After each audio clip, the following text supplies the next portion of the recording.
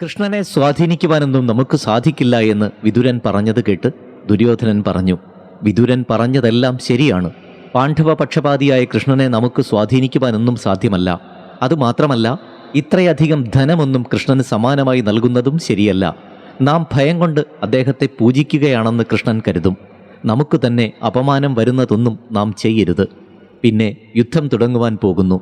അതുകൊണ്ട് നല്ലവണ്ണം ആലോചിച്ചിട്ട് വേണം ധനം ചെലവഴിക്കുവാൻ.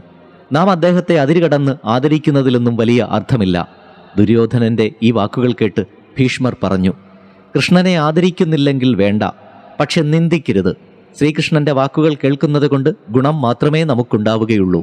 ശ്രീകൃഷ്ണൻ മുഖേന പാണ്ഡവരുമായി യോജിക്കുകയാണ് നല്ലത്. ധർമ്മത്തിൽ അധിഷ്ഠിതമായ വാക്കുകളെ കൃഷ്ണൻ പറയുകയുള്ളൂ. അതുകൊണ്ട് അദ്ദേഹത്തെ വേണ്ടതുപോലെ സ്വീകരിക്കണം. ഇത് കേട്ട് ദുര്യോധനൻ വീണ്ടും പറഞ്ഞു, ഞാൻ പറയുന്നതിൽ ഒരു മാറ്റവും ഉണ്ടാവുകയില്ല.